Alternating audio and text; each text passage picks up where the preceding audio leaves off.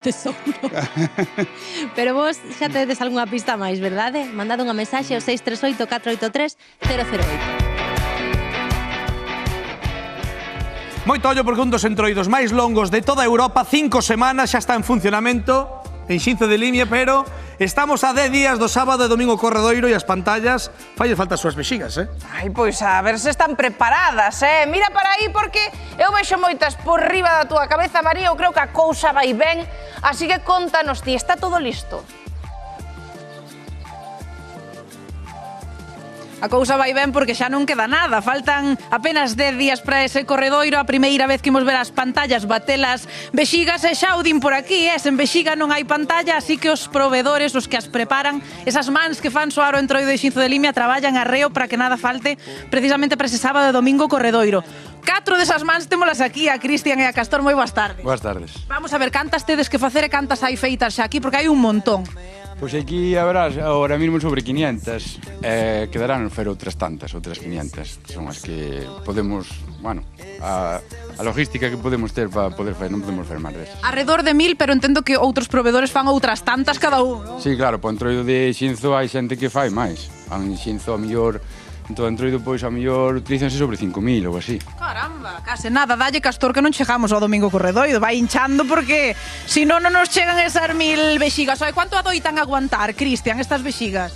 Bueno, eso depende do ímpetu de cada pantalla. Hai xente que lle bate máis forte e reventa as antes, e outros que lle aguantan todo o entroido. Entonces, eso Depende, ¿no? Depende de cada un, da forza que lle den. Como hai que tratar estas vexigas? En primeiro lugar, de onde chegan?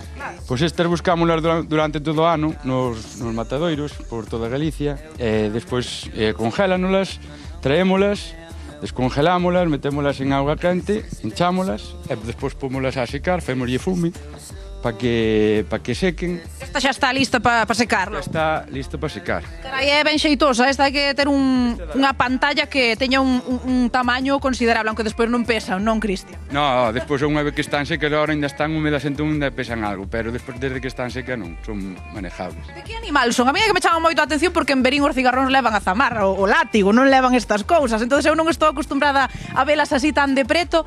De que animal son? Son de vaca. Son de vaca? Sí, son de vaca. Claro, demasiado grandes para ser de outro animal, Sí. As que se utilizan son todas de vaca. Antiguamente sí que as utilizaban de porco porque non había suficientes vacas para todas as pantallas, pero agora pois sí que son todas de vaca. Canta antelación, con canta antelación tedes que comezar a preparalas para chegar ben a ese domingo corredoira, que todas as pantallas teñan as súas vexigas? Pois como te dixen xa, durante todo o ano vámolas recolectando, pero despois pomos uns antes do entroido a preparar todo, a empezar a hinchar, a empezar a secar, todo. Xa levamos un par de semaniñas traballando, ainda faltan outras dúas. Dime, Espiño. No que non sei, non che entendín ben. Acaba de dicirche aí que son de vaca, non as vexigas esas. Pero de onde sacan tanto número? Pues estamos falando de números impresionantes. Entendo que hai que buscarse moita vida. Non sei se o contaches, que non estaba aí, non entendí moi ben. Si, decíanos ahora, Cristian, que durante todo o ano pois van contactando con matadoiros para poder conseguir tantísima cantidade de vexigas, porque claro, dun día para outro é imposible iso, non? Sí, claro. Eles van matando as vacas, van as conxelando e despois cando xa teñen unhas cuantas, pois avísanos e vámonos a buscar. E onde as metedes logo despois? Porque claro, hasta que chega o mes antes... Ou non, en congeladores, temos congeladas todo o ano hasta que chega o mes antes do entroido que xa as empezamos a preparar. Cal é a pantalla que máis vexigas gastou así nun ano? Tedes o cálculo feito? Bueno, hai algunha pantalla que pode chegar a utilizar 30, non? Carai! Mi madriña María, claro, por aí vai vai eu. pantalla? Cantos días utilizan as vexigas? O primer día é o do domingo corredoiro, e despois o domingo de entroido, o luns e o martes de entroido. Mima, é 30. Jesús, dime, Rocío, que non che entendín, se non sei se me preguntabas algo. Vouche preguntar. Mi madriña, por suposto, pero claro, eu vexo esas vexigas dende aquí e digo, a ver, pois serán ben duras, non sei se son sinxelas de reventar, ou eso dura, podeslle dar moitos golpes. A ver, vou agarrar unha, déixame unha, Cristian, porque me está preguntando Rocío, a presentadora, se isto é duro e se é fácil de reventar. Entón, que lle decimos? Que depende tamén. Claro, depende da forza que lle des.